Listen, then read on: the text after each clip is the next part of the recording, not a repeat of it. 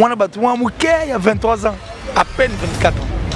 Soyez imaginez, ba crucifié si balingaka ba cloué balingaka cloué ka moi na mboka na biso mais moi na mboka moké waza na venir rebelle en dehors de l'avenir waza ka vrai l'avenir mutu tu as mukia na l'avenir orosa l'avenir mais soyez bossé la ngoto okenda te moi na pena na ebite kwa Michael Jackson na biso obike ba mbongo na biso to sumba montre ba sapato mais yesiko pena la biso neni marambo salé cette considération et cette compréhension et cette façon de voir, en fait, la meilleure façon de voir les choses, voir la force de ces garçons. Tout le monde il nous bien à 24 ans à peine. Mais tel est-ce qu'on m'a ça là, à 24 ans, pas millier. Et il est vrai. C'est comme ça que Kofi Olomide a compris qu'il est à Okenda. Parce qu'il innove sur la best of the best. Papa m'a douté en âge. Tu n'es 10 mois vrai. Tu as quel âge? Talaka les grands papa Wemba. Il a 100 âge. Il a 100. Avec moi qu'il a de la venir. Posé aussi. Voilà, non, comprendre. Parce qu'on a 13 ans. Papa Wemba déjà que oh, tu as pas douté dans l'âge. Et ça dit que papa Wemba peut-être que papa Wemba à mon arabane de l'économie va gomba qui va négocier est maintenant temps à solade. Première fois mon doit réfléchir peut-être, je n'affirme pas. Peut-être qu'à mon un artiste et musicien ressortissant de là qui réfléchissait comme Inosby. Inosby a rencontré Quincy Johnson. Aux États-Unis, c'est pas n'importe qui Nakutane, c'est plus qu'une légende. Aux États-Unis, quand tu rencontres Quincy Johnson, on te dit que tu es chanceux. So Inosby a croisé. Selon la tête à tête, dans internet au monde. C'était encore une autre forme de bénédiction. C'est notre fierté. Et à un moment, on a ramené tout et ça sera automatique. Force à monter. Il ne force pas. Il a fait 3 semaines à bonne de la Kofi à l'émission. Peut-être cohabiter. Alors ça les 3 semaines. 3 semaines à bonne de la Kofi à l'émission. 3 semaines durant. Il y a ta bonne de la Kofi à l'émission. Joue Kofi à l'émission. Nous opérons Kofi en opéra. C'est le quadre, tout ça c'est lui. Azane m'a béni dans le bara. Mais partie humaine n'est dominera ma béni. Qui va m'otoper les qui est trop. Pour m'otoper les qui est trop pendant que Kofi Balba qui fait un méchant Kofi a tricaka batou. N'est-ce pas que Mouton a trop mout? Il a trop mout. Mais émission n'est pas une Balinga était dans sa émission. Et puis à Kosagita, il a fait 3 semaines à Benga Kofa sa émission Kofi a Boya. Bon, Batou Balinga. Attends Kofi a Nimiango. Avant qu'il y ait un plateau, on a bien ça pendant la Del Piro à venir. Del Piro plutôt. Village Del Piro. Del Piro. C'est Kofi qui avait demandé de venir. Il y en a dit tout ça, c'est lui par moment. Kofi de l'artiste ou ça là, on va nuire Kofi. Va exposer. Mais Kofi en étant très intelligent, très malin, très sage, a déjoué Bango. Nous avons dit que tu as telle émission, on est raté l'émission.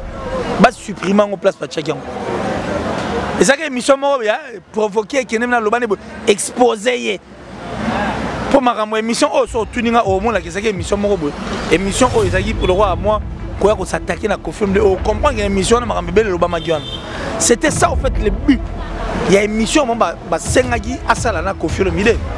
C'était pour cochonner Kofi, l'exposer. Je suis pour m'amuser. Aussi, m'amuser pour ça, émission ni les techniques. Rien du tout. Il n'y en a pas. C'est-à-dire qu'il y a plein de bourriques. Bourriques, il était bourriques par rapport à autre salaire, au copain, parfait, nous salons tout ça. Des bourriques et des bornés. Ne bango bon marambo, bango ça marambo na bango voilà quoi. Ba musicien République Martyre du Congo est au Vandia. Tu as bien abiso que rivalité à la. Mais soit nous au sud na musicien maro pesi na o zo munduki, yo zo munduki. Ba che Kofi Ali Bosoa. Ba regardez. Donc, la non, musicien tout. Les leaders tout et toi ça là. Toi tu as leader Théo, préfabriqué non. Les leaders peuvent venir à forger à peine. Au peut soit minute. À moins que ça les leaders préfabriqués. Et Némi peut être un petit mamou tout ma paix. Ah ça va complot pour via Koufa. Il est européen et pas européen dans ça.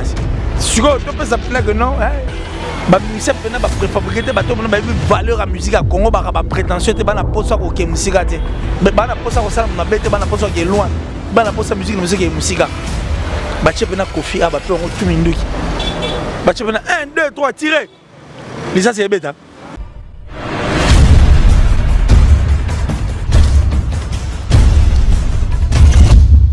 Bonjour chers internautes fidèles abonnés de Emergence One Télévision. Donc on a Sengibino toujours merci parce que vous avez toujours on a présent pour la chaîne Nabino Ezali Emergence One Télévision. Chaîne OAP et informa Kabino na actualité au Ezali ko se dérouler na mboka na biso surtout concernant culture na biso vraiment. Plaisir ezali makasi parce que vous avez toujours on a pour Nabino et surtout à votre service. Donc na ko bana émission te sans que na remercier Nzambe wa pesinga ipema pe apesi opema o Yozolanda biso partout ce que c'est ko mayo. Merci à l'équipe technique où Ezali assuré par Ephraim Kayembe et puis je vois Kapaya Junior à la montage et sans oublier ingénieur Fabrice et surtout Tarik Ngango à l'assistance. Donc merci Nabino et merci Naboto Talabiso vraiment siko donc plaisir Zaramakasi Bouebitaka l'air Nayaka vraiment libosu Nabino donc Rolobezaka Ming Père Kosala et Zaka Ebele. Un grand merci à Sandra Mbabuntumba, maman na Kerim et sans oublier Carlos José. Depuis Londres on a vraiment ma base à Emergence One Télévision maître Fabrice de Bogonde bangonde bakolo émergence na le bar clair émergence les arayangai karaté les arayabiso nyonso tout. Je ne peux jamais oublier Serwa do salanga kitoko pa do salanga sengo mikolo na kombo ya Mami Dikala maman na Wendo. Soko moni Mami Dikala, omoni Sandra Ntumba, omoni Carlos et José. Donc trio wana on a bien MSN. Bazaka toujours ensemble et bazaka toujours pour encourager et surtout pour motiver encore ngai de plus pour qu'il y ait encore de l'avant. Na pesi vraiment mbote lissu na base de Emergence One Télévision parce qu'ils ont déjà installé dans Lubumbashi. Là je vois Patrick namoni Patrick na Lubumbashi et surtout na niveau ya France namoni Francine Dombena Kandi Chama et surtout mon oncle Sibou Mertens ainsi que sa femme Clarisse Sibou. Donc il y a base Bene Vanda sans oublier Aristote Missimi et surtout Jean-Cy Foyo na Blanchard Bamba Bangope donc ma base ya Emergence One Télévision au niveau de France. Donc merci Nabino. Pour aujourd'hui, nous avons deux sujets vraiment Yamala Mumingi. Donc nous développons avec mon invité qui n'est autre que Killer si Wazali habitué à Emergence One Télévision. L'émission précédente Auto Salakinaye, donc on avait plus parlé de Sankara de Kunta. Ma réaction par rapport à ma collègue Naye, il y a musique à Maison Mère. On avait aussi parlé de la sortie médiatique de notre aîné au nom de Nati Lokole. Oyoapi, à l'écart qui n'a TV, à tenir des propos, Oyatena qui a une émission par rapport à la réaction Naye. Pour que tout analysons vraiment profondément avec Killer ici. Parce qu'avec Killer, c'est ma prestigieuse Zaka. L'homme à la torche, binomo boyebi, bossé en et bolingarae. Et puis la deuxième sujet, pardon, on a trouvé la moi mingi, ma rapport il y a concert, il y a Hugo le roi de la forêt. Et pourquoi seulement il fait qu'à Badbaye et Belén dans la maison Schengen pour que pas délivrer ma visa? C'est vraiment étrange.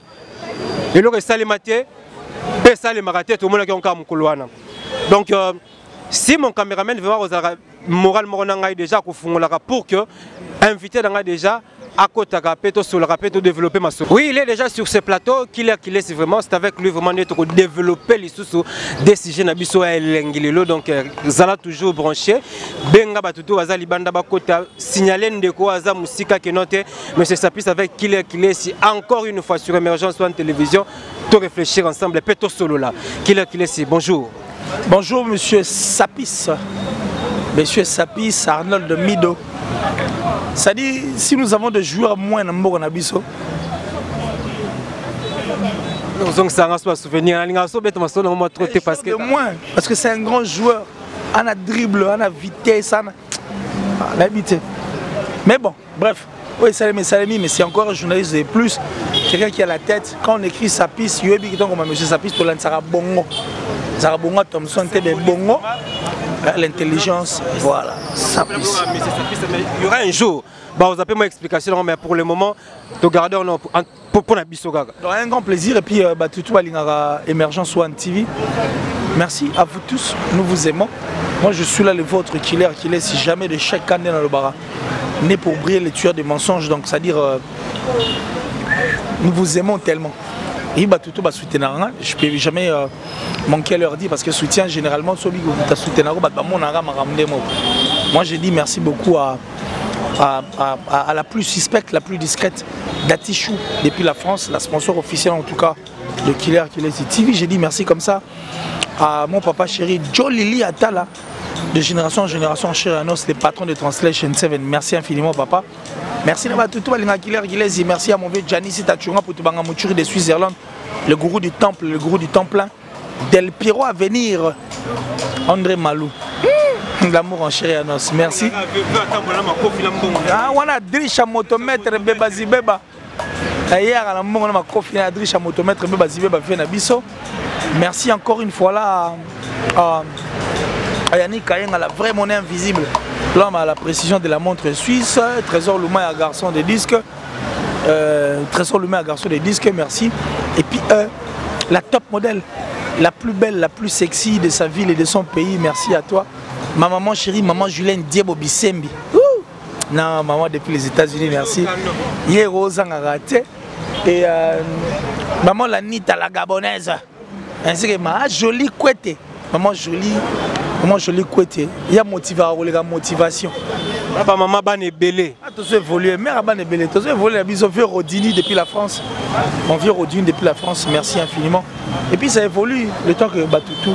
Oui, merci qu'il est, c'est vraiment un ambitieux. 9-2-7-8, Smokey. 9-2-7-8, le grand rappeur. Allez, Lexus légal. Ah, non, allez. Bisa to boya ba leka to boya ngo. Allez. Ko boya ne créer ba polémique. T'es allé.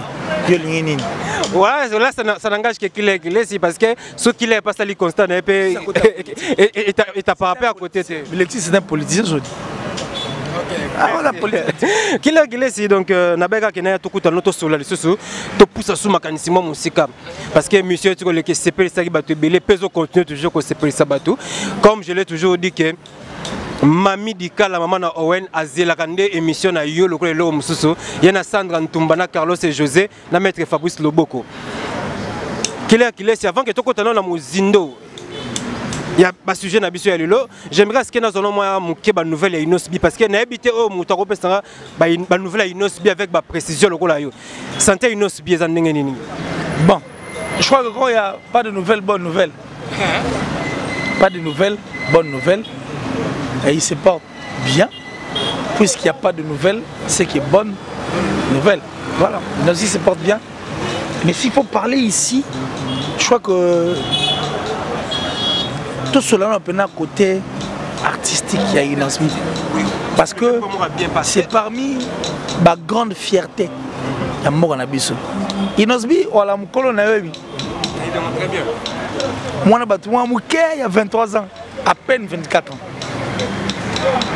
Soyez imaginez. Moi, à peine 24 ans. Moi, je l'avenir vraiment prometteur. Crucifié. Si balinga ba cloué, balinga cloué comme moi na mboka na biso, mais moi na mboka muke. L'avenir est belé. C'est-à-dire en dehors de l'avenir, wazaka vrai. L'avenir, mutu tu as muki à l'avenir. Heureusement c'est l'avenir.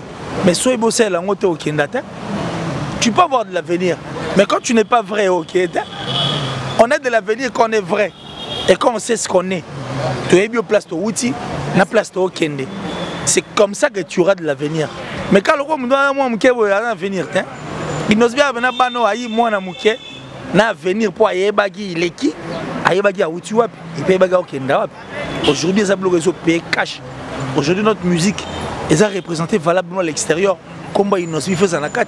Imaginez que le grand Kofi Olomide, parce que quand on parle de Kofi, Tolobara, Potoloba, papa, toutes ces personnes qui sont à Kofi, ennemi bené à Kofi Zaranan. Oh bené toi bené que non ennemi à Rambo bené bené loba bené que moi ngana Rambo to ko zarate timu qui les dai. Tu vois les avez fait wazi comme Toloba blo. Mais ce que imagine ba tuna wazi ko Kofi ndabi eh ce que boy Kofi c'est aux andoki. Est-ce que vous comprenez? On a wazi ko. Alors biso boy Kofi c'est aux an. Donc ba musicien République Démocratique du Congo est au Vandia. Tu as vu nabiso que rivalité à la. Mais si on a vu aussi un musicien moro pesi na ozo munduki yozo munduki ba che Kofi Ali Bosoa ba ogaté na bino vla que non ba musicien tout ba leader tout et ba toi ça là tout ta ba leader Théo ba préfabriqué non les leaders no bien o a forger rapena ko pesi o munduki à moins que ça bana leader préfabriqué ennemi peut-être na mutima mutu mabe ça va complot pour via kufa. Il est au pied, il est pas au bête à massage. Si tu peux s'appeler que non, les musiciens peuvent préfabriquer des valeurs à musique à Congo, des prétentions, des posts à musique.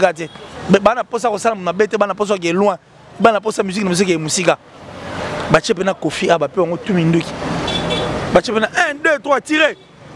Ça c'est bête. Mais refus à nos olobana, ça c'est bête maté. Mais pas les bêtes. Parce que Bango tu vas qui est Kofi et Kofi a qui est Batouana. Raison pour laquelle ce question est que refus il n'a pas besoin parce que bazo reconnaître que artistiquement Kofi a sa source d'inspiration et ba musique n'a pas. C'est un grand, une légende et une fierté de notre musique. Et actuellement, mon colo bana bango, mais mon colo pena zo mener makambo. Vous comprenez? Si vous imaginez que non, le grand Kofi autour de temps va prouver sa qualité, qualité, capacité, la quantité voire même. Il y a Kofi Olomide. Alors maintenant la TV que non, moi on a peine à habiter quoi Michael Jackson a biso. Obi que on a biso tout suma montre ba sapato mais si vous peine la biso neni marampo ça cette considération et cette compréhension et cette façon de voir en fait la meilleure façon de voir les choses, voir la force de ces garçons. Tout le bon poids, il nous vient à 24 ans à peine. Mais tel est-ce qu'on m'a ça là? À 24 ans. Pas millier baki. Et il est vrai. C'est comme ça que Kofi Olomide a compris que il est à Okenda. Oui, qu'il est clair, c'est par là, n'a vu question Moroboana. Moni, dans le circuit musical congolais, comment on a un jeune local Inosbi à s'installer, puis à maintenir Capwana et en tant qu'analyste au Koko Lubanini par rapport il y a installation et puis maintien dans le circuit musical congolais. C'est-à-dire une science sans conscience n'est que ruine de l'âme. Celui qui ne sait pas d'où il vient ne saura d'où il n'ose pas miyebi. En dehors de miyeba, tout beau ça n'a été que Inosbi à sa ressortissant à Goma. La Goma, on a vu tout le monde, mais influence anglophone, il y a un peu moins trop. Et les anglophones ne voient pas les choses comme nous. Mon bateau va plus francophone. Soit celui-là réflexe à l'Iboso, tant que nous sommes à Sarabar. Alors, il y a la mativi. Donc, on a un peu de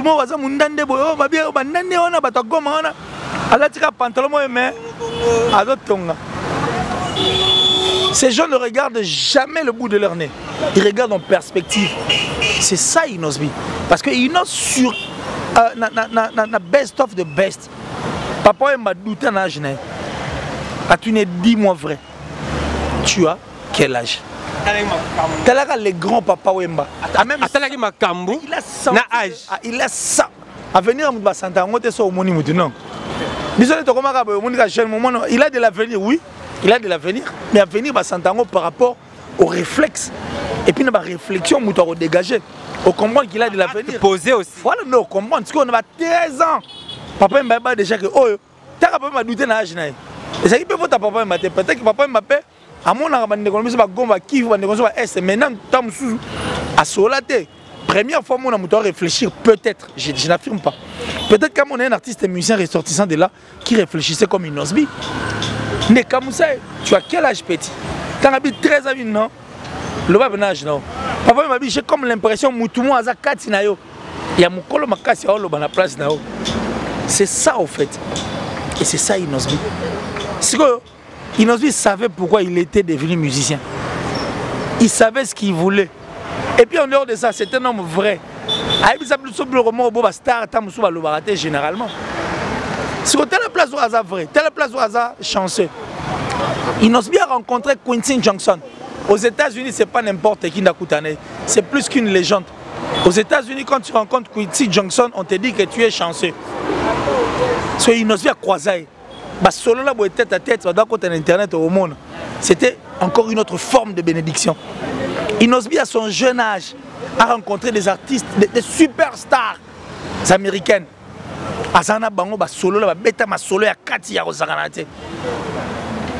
Des gens qui étaient très contents de voir un petit enfant comme ça. Non, mais il veut. Il est à mon âge. Et là, ça la suite, Inosbi n'est pas un menteur plutôt. Il a toujours été vrai envers lui, Inos. Il a toujours été vrai, sincère envers la réalité. Il y a à cause de ça, Nenga mona. So sali cop na Inos boko sa ba kanga. Il est tellement honnête. Mais vraiment honnête envers lui. C'est pourquoi la musique n'est pas comprendre. Asali featuring na rebo. Il y a ça va featuring na e. Et ça n'a pas extra. Mais je vais exploser quand les gars moutou. Na sali featuring na superstar amo française. C'est l'homme Benatan. Na super. Azu Benatan dépensé mais aucun moment on c'est l'homme. Et là au moins moukéken. Parce qu'il est vrai. Il est sincère. Quand il te dit A, c'est A. Quand il veut, il veut. Quand il veut pas, il veut pas. C'est Inos. Et c'est une fierté. Quelqu'un qui accepte en étant star.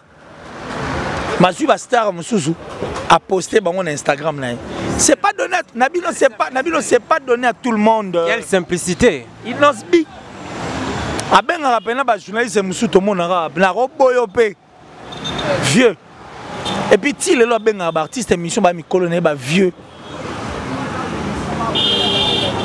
Merci qu'il c'est parce que petit nanga a ben na nenga licho.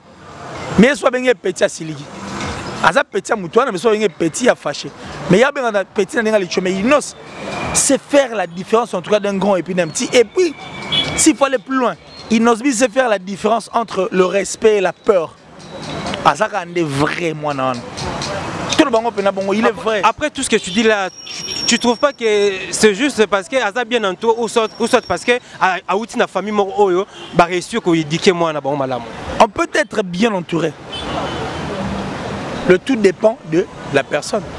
Na mona te mon na bien éduqué. Biso mo tu me na maël pena même impoli. Maël pena mais oh tout na mais yo maël est bien éduqué mais makam nino.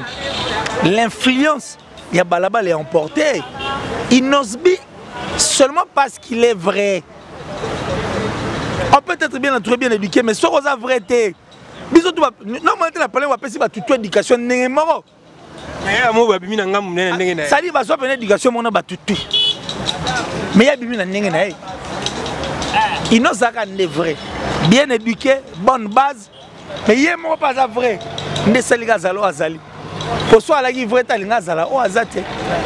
Merci vraiment qu'il est vraiment l'essentiel au PCB au Sahel Bisso. C'est notre fierté. Et on a ramené tout les automatique. Bah force à monter. Il ne force pas. Pour preuve, on a des questions tout anticipées. C'est là. Bah précision PCB pour la Inos bien c'est sur ma case puisque le bac n'a pas remboursé ali goma. Dans le niveau. On dit que le clip nous soit Inos va ça là on peut t'amuser. Et ça bien on m'a bêté bien. Mais tant que clip artiste Moussou Yambo on a dit ça bien pour les gars mais tu as ça un grand frère naï. Achille Baloum HB. Et dérange arrête. Il nous dit ça rappeler que non. A subi artiste moi va ça featuring ba ça le featuring mais na featuring wana andimi ke ndeko na ça la clip mais a suivi charge nango. A ko taper clip pour l'équipe clip neta Moussou na kitoko moi muke. Mais à ça là on peut problème tu. Il est vrai. A ça les clips na Damson la Belgique wana na habité dans le Banoni nia. Damson na Belgique na habité dans le Banoni. À ça kilo na Belgique. Ça kilo sûrement. 3 kilos Damson Belgique et puis na ba sol français et puis ba sol ba mboka mususu. À ça les clips a bien makambo ngande fona zwango mandima pena ke makambo na zwango yemote. Na clip abenga pena ba tu ba star ba zaka déjà abenga va figurer po tant ba figurer ça et permettre on va swapper. L'esprit de partage n'a pas dans ce qui est difficile dans l'artiste actuellement. Égocentrique. Ne moi va faire Azurebo. Orchestre né à Tanzanie. Tu chaises voilà Azur. L'autre c'est comme Kofi Olomide. Azana base ba succès ba tebele. Mukolo mango. Aye. Nze moi Morelengi. Ngaba wate. Faire aux petits pena, à transmettre bango chaleur wana, il y a succès. Très bien. Rencontrer Kofi na timing na nenga basu ya peka loko kutela Quincy Johnson. C'est pas facile. Quand tu as Kofi Olomide c'est et ça donne tout le monde va tout muso na la ana mango pena na mo arriva na Kofi mamoni ebete. Est-ce que bien bien kilo na biso fierté na biso. Siko andima pena sumile ba sala ba clip na ba tout mo bondimité. Quoi tu nego? Paul il a poussé sa musique parce qu'il est vrai. Il y a un autre soit ligne. Non. Oui, merci qu'il est ici. Donc, puisque nous parlons déjà de Koffi Olomide, alors j'aimerais vraiment que tu vendes la suite, tu as vif, il y a sujet Nabiso, il y a Lelo. Et Lelo, vraiment qu'il est tu vendes la plus réaction. Réaction, il y a Nati Lokole. Avant cela, Nati Lokole a une émission à Koffi Olomide. Et s'il faut faire l'analyse, il y a attitude, il y a émission à Liboso. Oh, Nati Lokole a Salaki, na Koffi Olomide. Pour que Aya prochainement, comme ça l'émission a changé d'attitude les gars à Koffi Olomide. En fait, analyse de ça, qu'est-ce qui s'est passé exactement? Information d'une Oya qui koyoka après, Oya poussa qui est stimulé que Aleka avec attitude au niveau surtout Zaki n'ongwana ya kanda, père kubimisa la vérité autant musu se faga bimisa na TV. Alors quelle information musu te? Ba gangela gende. Pardon? Alors quelle information musu te ba gangela gende? Ba gangela comment pe nanani parce que le mission ils avaient qui tourné, il y a Liboso Yemoko a invité Koffi Olomide. Il m'a invité à Koffi pour l'information. Il a fait 3 semaines à bonne de la Koffi à cette émission. Peut-être qu'il a évité. Alors ça les 3 semaines. 3 semaines à bonne de la Koffi à cette émission. 3 semaines durant, il m'a bonne de la Koffi à cette émission. Jour Koffi à l'émission, c'est le quadre, tout ça c'est lui. Azane m'a béni dans le barak. Mais partie humaine n'est dominera ma benaï qui va m'otopé qui est trop. M'otopé qui est trop pendant que Koffi Balbagé Koffi a méchant Koffi a tricakabatou. Mais bien, à quoi trier mouton reste là. Oui bah bourron pelata balonga ba sala académie. Ne ba bourron ba finir là venir Koffi a rose peu bourra qui est peu poto. Point du total à côté négatif. En fait, je prends la part de personne. Dans le banana qui bon moto. Ce n'est pas la musique qui est là. Koffi a trop moutou. Azane est vrai. Il est sincère envers lui. Soit Lingi, soit Lingi. Alors, aux années compliquées, il est plus rusé, plus intelligent. Certes, plus malin, on accepte. Mais quand même, la partie humaine du côté de Koffi Olomide domine. Elle dominera. Si. Nyoso yé. Tala. Alors, on a mis ça sous. Bande konanga moi nanga lingara penate na zanao. Mais quand on a moi nanga no ta. Il est face à la porte, bango basara force nangai. Soit de moi on a bino bongo papa na ninga mutu na te po bana ba mo na no mutu azol a nuire yo. Mon suspect. Mais ce que yé bongo ce que à qui on rencontre maloba bana na ye. Atikali ka bien na yo. N'est-ce pas que mutu na za trop mutu. Il a trop mutu. Mais émission pas ça yeti. Ba balinga te na ça no émission. Et puis à Kosagita, il a fait 3 semaines à Benga Kova sa émission Koffi a boya. Bon, bah tu balinga. Attends Koffi ndimiango. Abo qui est na plateau na bengi ça est pendant Del Piro à venir Del Piro plutôt village Del Piro là. Del Piro. C'est Koffi qui l'avait demandé de venir. Il y en a tout ça c'est lui par moment. Tant on dit que papa tika non soit tika ina marambo linga zada. Mais qui est qui bon moto les gars. S'il faut penato zonga mon qu'est-ce ma réaction wana parce que minde ba ke le même cause produisent le même effet. Pourquoi le bibongo? Parce que avant que réaction Nati Lokole et commandé comment qu'il y en a parce que avant à réagir à ça qui émission na Koffi Olomide azaki à l'aise. Nengo lobika c'est là non. Nengo lobika ke ba lobela ki est. Oui ba lobela ki mais ba lobela ki nini o ya yeba kité. Moi j'ai comme l'impression que cette émission était faite au profit de l'artiste au détriment de Koffi. Au profit de l'artiste et au détriment de Koffi. Bah ça là on va nuire Koffi, va exposer.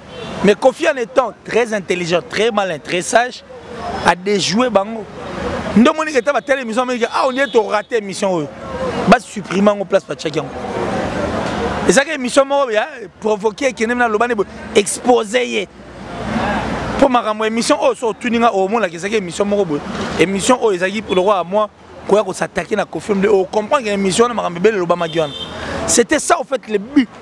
Il y a une émission Sengagi Asala na Koffi Olomide.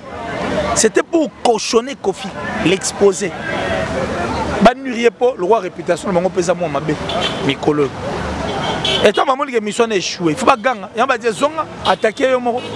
Oui, qu'il a laissé na linga mingi parce que nabi ozaka intelligent. Tosonga mom kestima. Il y avait une émission quadra couramment na ça qui na d'enfant nabiso adoyou. grand frère na yo to abiso tenga bi grand frère na biso veut dire on ne suba ozala ba petit na bi yo boso yo te bonga bi yo na bi biso le ba makamno pona yo bon ça va laisse-moi ce qui n'est pas mon il le ba makamno pona yo là zo ba grand frère na biso veut dire ba oyo ye aza supérieur na bango nde baza yo ici Marambolo, il faut s'engager en fait. Tu dois assumer ce que tu dis. Puisque c'est toi qui poses des questions. Puisque tu dois mettre à bord en fait il y a une émission. Le bon Marambena Ponayo. Ok, Ponangai. Donc, émission Sakina Adoyou. Il y avait une question à Adoyou à poser qui a tout qui notre Kofi à Ozokene Défense Arena. S'il faut ça la liste, il y a des journalistes. Oh, il y a Memakuna. Il y a ça là. Liste nini wala Kofi mutatuni adoyue nde adoyabi ke note ngala eza musala ngate na wiko sala biloko ndenge wana te ameki tout sala baboya binga ko sala biloko ndenge tia yo koma na place adoyabi se ngala za journaliste ote azaka na tongo journaliste na pourquoi comme au travailler batu misusu Kofi so ache ndalingi apesi mbote parce que Kofi ayo comprendre ne akomi esika oyo ya linga ya koma ke ba journaliste mususu bazalaka wana zela. Bah, journaliste, un journaliste, mais il travaille pour un artiste, hein, entre guillemets, ou pour un artiste X. Maintenant, émission Oyo Kofi avec Sala, Nanati le collé. Ce qu'on a dit, émission, on a très bien. Et ça, la place Moro. Mais cette émission était avant. Oui. Émission là. Oui, émission était avant. Nati est venu après. Jusqu'au pourquoi Dado est venu après.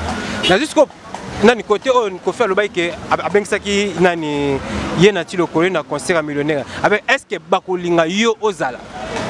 Ce que bakolinga yo ozala nati le collé un responsable le collé yé ba to bakolinga yeza na concert nde banani. Mais yo taki na émission la kaibisaki balinga tenga na to sala to sola. Batu wana nde sikoyo. Mais yo ce qu'on est to sola penchant peine artiste il y a journaliste ngo mo nyangwa. Tenga habité à super chaîne parce que na bien ça la gaga présenter émission na yo ça ce qu'on semblant. Tala be mission ça la artiste, mais tu mission ça la artiste, nous comprenons, nous tous nous savions, nous connaissons. Et puis bisoté ba musicien balba on a pas de mission autre. Les musiciens c'est pas moi. Net dans ces jours de reconnaître que ba futa ki bango pa na e, c'est ko mission oyo nati le collé à salaki na Kofi Olomide. Il y a une place au Kofi à tuna a epseke que notre soki a epseke ga ben se kuta invité que na concert na il y a le millionnaire. Abi soki ba ko linga ozala. Soki ba ko linga ozala aya na concert wana. Mais s'il faut la émission au pasaki na adoyue. Une fois adoyue epseke ngai na journaliste oyote azaka na tongo. Aza journaliste na pourquoi aza na service y artiste moko boye. C'est deux émissions ni za liboso. C'est deux émissions. Émission oyo ado. Tiens au Bossani. Pardon, émission nani oh asa na Kofi. Siko on a ça na Kofi. Ouais, nature ko la ça. Siko Kofi dans tout ça. Mais sur l'année bien, sur l'année problème tu vois et ça allait te kutana. Non to na Kinshasa, il y a un plateau ça na Kofi, il y a balinga te to sola. Banani balinga te bo sola na. Problème les ana balinga te wana. Mais yem moko mtaloba jango. Ndeko na yem balinga te. Question faut tout na e. Nani nalinga te bo sola na Kofi. Ne appartenance sur Soebi, on a vu les musiciens dire que à travers l'orchestre, dans ces où tu as vu mon bango, yem ta foutam. Si on est yosa journaliste, soyez gars pour ça na. Ba kopio la ba dans ces au foot bango. Tout ça raisonnable. Toi ba toi la kina te. Toi la kin. Même l'émission précédente de tous les cas, traité qui est de légèreté parce que après ça qu'à moi, à tirer l'artiste. C'est une émission à la TV. Bah on dirait Bino, papa, tu es très intelligent. Oui, mais ma ramène bizarre. Le bon on a plateau. On a ma solant très bizarre. Tu es très intelligent, tu es très sage. Moi je te dis non, il faut que tu sois là parce qu'on a besoin de ça. Parce que nous dans internet, on a mon les gars la TV, ça peut parvenir à Outaka Sopa, on peut aller la TV. Alors on dit les gars la TV dans internet, il y a plus intelligent que oh bourrique. Il y a plein de bourriques. Bourrique dans un antique. Bourrique par rapport à il y a boulot tout ça là. Mais au même toi là 2021, mais journaliste ça non esprit 2006. C'est là CD. Le monde évolue. Il faut apprendre. Je vais te foyer ba. Bateka nengeni musique était comment oteka nengeni ba label fonctionne nengeni pour l'avance ils doivent apprendre pas musique à cause na plateau mais musique venir na plateau au kosa yo yo ça jour va venir que je suis intelligent tu micro mais musique à cause yo au pire on répondre des musiciens à cause yo au lieu d'attaquer Kofi peut-être soit coach de combat ils a Kofi pour moi Inosbi et tous ces autres artistes intelligents eux barawana auto comprendre il va feinter mais moi musicien moi pendant que musicien à Kosio et puis on dit moi le béat c'est en étant borné bourrique et puis pour total intérêt na biso il faut biso tuer ba cop pour tout ça là au biso to accompagner à bango sur le mot accompagner artiste et musicien il faut accompagner na mutu. Mais quand tu viens, tu dis que pour la Tibo, pour ça, pour les gars dans la TV, non, c'est pas comme ça que ça se passe. Ça s'apprend. Même les médecins, apprennent tous les jours. Quand tu n'apprends pas au tic à l'archaïque, il faut ça mise à jour. Je suis sur la TV pour ma musicien. Aussi, ma musicien, pour ça, émission ni nos techniques. Rien du tout. Il n'y en a pas. C'est-à-dire, il y a plein de bourriques. Bourrique n'a pas de bourrique par rapport à autre salaire au cop fait nous ça l'autre salaire des bourriques et des bornés ne bango ma bon marambo bango ça maram na nenga na bango voilà quoi. Par rapport à réaction est-ce que Yozo condamné à 100% vraiment condamné n'a-t-il collé par rapport à réaction Yozo condamné à 100%? Mais c'est un journaliste. Tu es journaliste quand on veut punir un militaire bah punir ça qu'est pour yo yebiti ya comme ça na autre. Non. Et puis, un journaliste ne peut jamais clasher un artiste et un musicien. On va te connaître. Donc tout ça, c'est comme on a Kofi, il est pourquoi dans tout ça. Tout ce nom-là, tu as besoin. Bakanda na yo Kofi Mika victime. Mais à saluer le côté pour Mutalabi que Natango Sali Bonabutu c'est à doyo.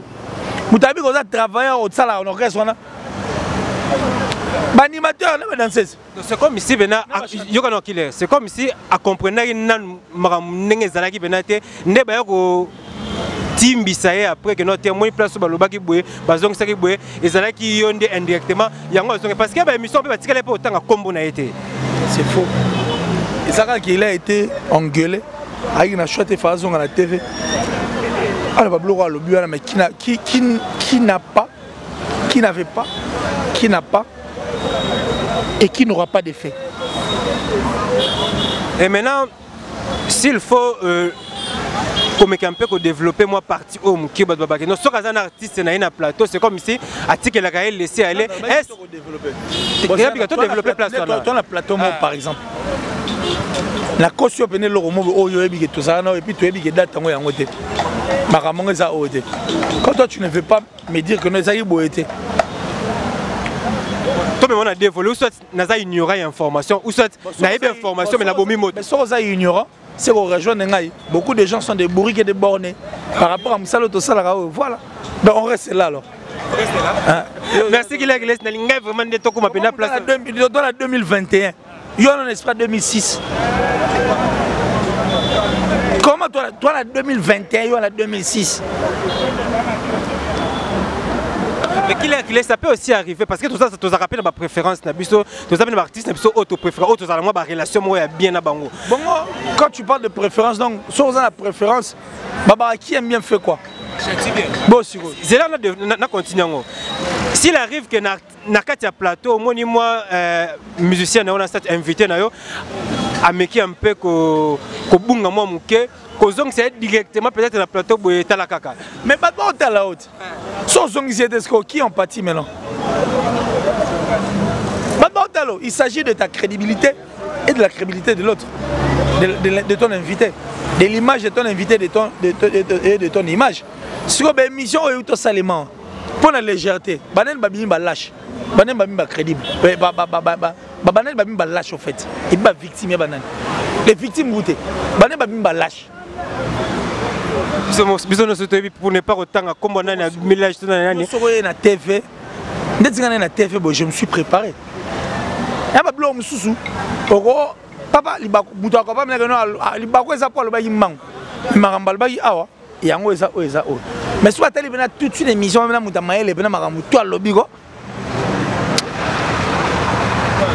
merci qu'il est, c'est vraiment donc j'espère que abonné à Émergence sur télévision donc tu as dit pas précision et puis tu solide tu mécanique tu m'équipe maintenant que l'immolant bien parce que on voulait est-ce que tu yeba oui tu as pas réaction on juste origine yango tu es comme à place wana c'est avec qu'il est signé maintenant tu développer le sous éviter tu recevoir un musicien tu vas inviter na biso moyennant quelque chose. Faut tout ça, vous savez, ça la passion. Et ça la passion. Faut tout ça la bien. Oui, merci qu'il est arrivé à la fin vraiment de notre émission parce qu'on nous signale déjà qu'il est temps à la caca. Lobby pendant de toi, surtout continuer deuxième sujet na biso pour que tu développes le sous bien. Nicolas émergence. Ok. Déjà on parle en oui, tu peux savoir moi sentiment ya deuxième sujet na biso parce que tu tika bon dernier lengi nango ouais ezali ya report ya concert ya Zenith ya Weranson et surtout ba visa automoni lelo pour la toute première fois dans l'histoire pour ba tu passer ton visa il faut ba tu retourner dans la maison Schengen na habiter ezalaki nini exactement en tant que amoureux à bonne musique amoureux à culture maramba bossa les maté comment on pour la première fois ils ont stratégie tu as manque d'organisation à maison Schengen bon Popé Popé en fait octroyer tout et refus à concert avec Belletti. Merci vraiment, merci. Qu'il est ici. Moi, message, je m'envoie la bande de Balandi Bisso. Écoute, monsieur Sapi, tu es très bien habillé. Mais quand il y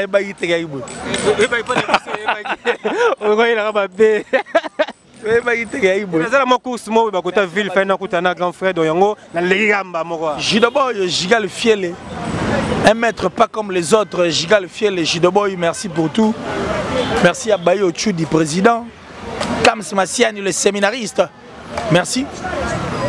Merci à mon papa chéri Joe Lili Attal, le patron de Translation 7. Merci à maman chérie, maman Julien Diebo Bissembi. Merci à Del Piero à venir, André Malou, merci infiniment. Merci à mon vieux Gianni, c'est un choura pour tout Bangamouchouri de Suisse-Irlande, le gourou du temple. Yannick Kayen à la vraie monnaie invisible, l'homme à la précision de la montre suisse. Blanchard et tous, merci l'enfant propre. Non, c'est là, né au soleil. Mon vieux Rodini, depuis Paris, merci. La top modèle, la plus belle et la plus sexy en tout cas de sa ville et de son pays, merci. Merci à Moutsunanga, ils ont échappé avant qu'on va prendre Trésor Louma et garçon des disques. Hein, Trésor Loum sous Louma et garçon des disques.